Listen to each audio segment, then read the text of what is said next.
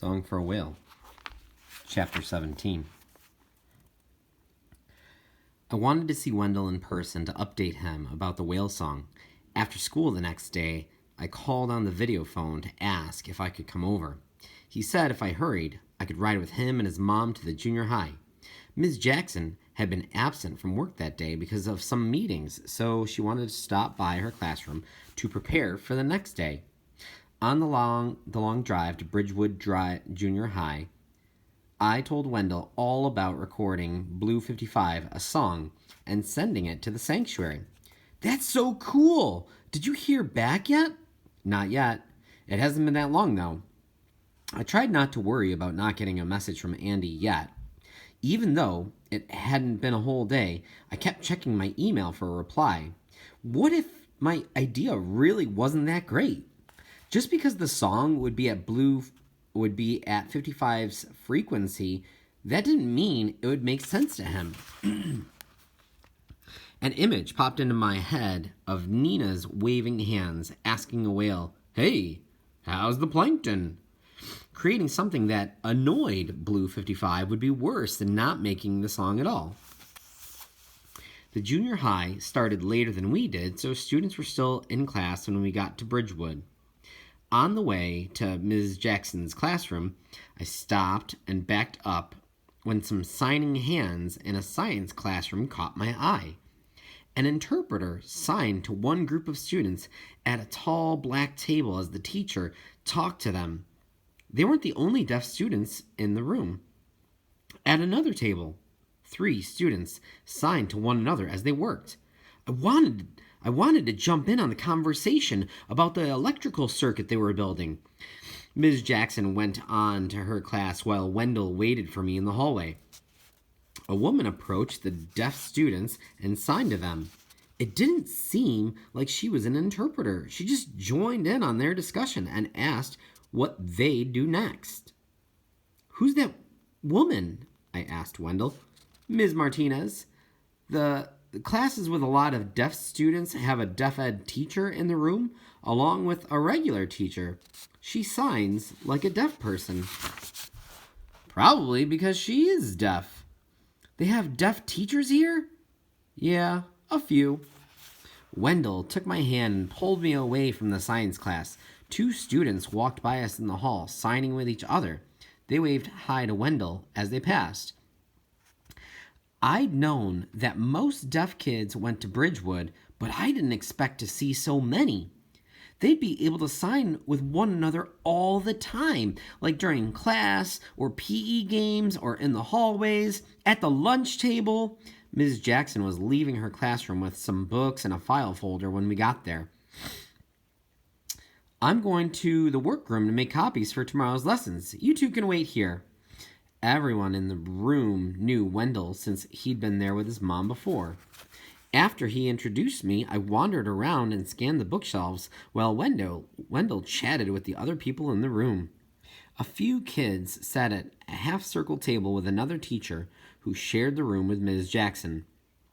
Other students worked at their own desks or computers. In one corner of the room, a TV topped with a video phone sat on a wheeled black cart. I pulled a book from the shelf. It looked old, with just a plain off-white cover, but it was the title that drew me in, American Sign Language, a History. I hadn't noticed Wendell standing next to me until he moved his hands. My mom uses that when she teaches deaf history. Deaf history? Yeah, it's interesting. I'd never thought about deaf people having a history or where our language came from. Wendell reached for the book and flipped it to the beginning. I scanned the page he turned to, then read the caption beneath a picture of a white-haired man dressed in black, signing with a little girl. "France?" I signed. He nodded. "Some French people came here and used their sign language to teach deaf kids. There was just one school for a long time, so deaf people came from all over the country, went there and shared their own signs with one another. And that's the sign language we use now?" It took a while, and it changes all the time, but yeah, that became ASL. A new language from groups who couldn't understand one another at first. Why hadn't I known about that? Maybe Blue 55 and I would understand each other just a little, just one sound. Wendell was signing with the other students and the teacher, telling them about Blue 55. They looked over at me and signed things like, "Really?" and "That's great." The teacher asked, "Will you let us know how it works out?" I told her I would. The junior high wasn't even Wendell's school yet, but he interacted with the other kids as if he were already going there. Next year, as a student, he'd know even more people. It must have been like that for him all the time, being able to talk to people around him so easily. I thought about asking Mom again if I could go to school at Bridgewood. She'd probably say no. I hadn't brought it up for a long time because I didn't like the way her face changed when I did. Kind of like when we visited Grandma and she held me a little longer and looked at me like I was going somewhere far away.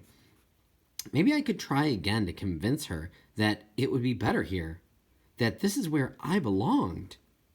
I set the ASL history book down so I could join the conversation with the other students, but I missed what Wendell had just signed.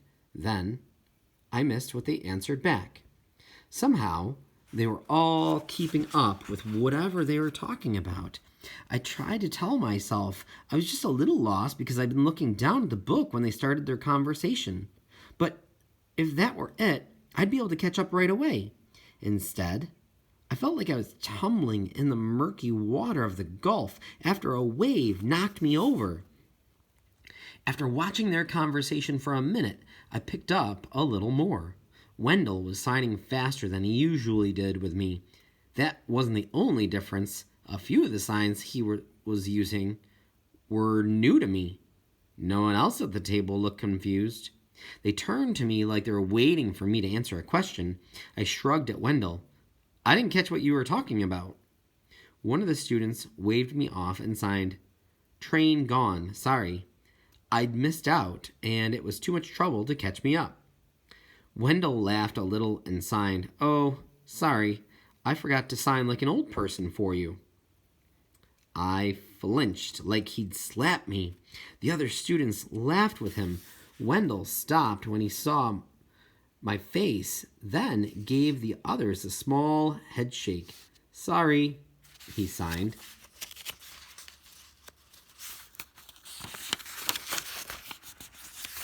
"It's okay," I told him, even though it wasn't true. I put the ASL history book back on the shelf. Maybe I wouldn't fit in here after all. Wendell tapped my shoulder. I'd been looking out the window of the van while Mrs. Jackson drove us back home. "Are you mad? I'm really sorry. I don't really think about it. I just sign a different way with you than I do at Bridgewood. You do that too, right? Like, you don't sign the same way with your dad as you do your mom or your grandma or me." Well, that didn't help bring up how I have to sign differently for Dad to understand. I shook my head to let Wendell know he didn't need to apologize. "It's okay," I signed again. It wasn't really okay, but it also wasn't his fault. We didn't see each other every day, and I wasn't around other deaf people our age like he was. Most of my conversations have been with my grandparents or with Mr. Charles. So I wasn't mad at Wendell for signing differently for me than he did with other kids. I was mad that he had to do it at all.